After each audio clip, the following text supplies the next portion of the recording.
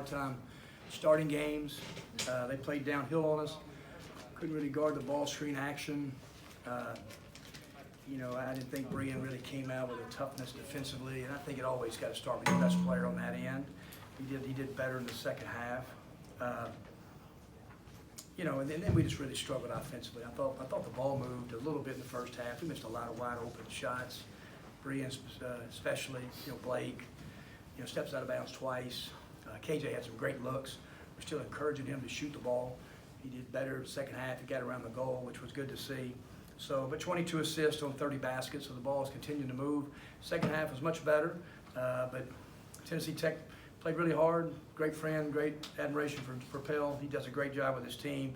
But it's fixed to get to big boy basketball, starting with Wichita State, who I think will be ranked in the top 25. It'll be probably the fifth team we'll have played that have been ranked at some point in the top 25, and they're a team that could win the SEC championship regular season. So it's going to be a great, great test for us before league play starts. What's the halftime message like in a game like today? It was just embarrassing, just ball movement, body language, jump shooting affected us defensively. The last 6-7 minutes we played a lot better defensively, just simple ball screen coverage to start the game. They just looked faster than we did. They had a little more pop and juice than we did. And so it was just, I decided to start Austin in the second half instead of Blake. I just thought, I love Blake. He's one of my favorite guys I've ever coached. I love his energy, everything. But Blake right now is trying to be somebody he's not. He's trying to make some plays that he just doesn't need to make. He's a really, really good player. There's NBA players that get paid a ton of money that just do the things that they were signed to do. And Blake's trying to play out of character. And so, but one thing he did tonight, he rebounded the ball, so career high of 10 rebounds. What do you see him doing, Kermit, that looks out? Just taking off offensively. Just move the ball. He loves just dribbling the ball. And I want to give him the opportunity to take it in the break and just make simple plays. Make simple plays. Pass the ball to get it back. He did it better in the second half. But to encouraging thing, he did. He got double-figure rebounds, which that's good. I just think he can be a terrific, terrific player. And, he's got to be able to guard his position. And so my expectations for Blake is really, really high. Has it just been a matter of confidence with Devontae seeming to get his shot back these last couple of games? Yeah, he just, I thought he got some really good looks in that first half off some kind of 15-foot mid-range shots, kind of caught on some curl screen action, and I thought he looked comfortable and made a couple of big shots for us. 5 assists, 2 turnovers, which I'm proud of that. Devontae's got to guard the ball better.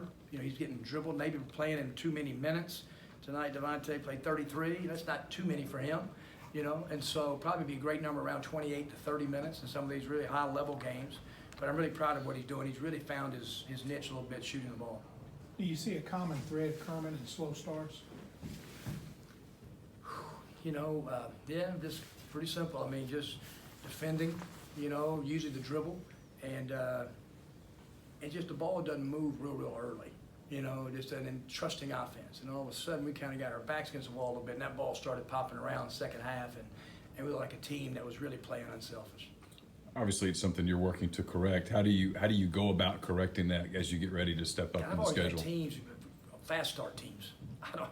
So I just kind of do what I've always done. I've just had teams that always come out and just so juiced up defensively, that they would just create offense by defense. We did it some last year, especially in games like this. And right now we're not doing that early on, so we're just going to keep. We've had good days of practice. We came back after the break, guys. We were physical, we were attentive, and so it's just college basketball. I know we'd all like to be up 20 at the half. We weren't, but I tell you, we're getting tested, and that's a good thing. That we're in live games, and we know the competition is going to get more fierce here in the next 2 months. But we'll just keep working at it, Neil. I don't. It's just what I've always done, and we'll kind of stick to what we've done. A couple of weeks ago, you're talking about the identity of this team and finding it. What do you think after 12 games with Wichita State? What is it, do you think? We don't. Well, I think all coaches try to get their teams to play to the personality of the head coach, and we're not there yet.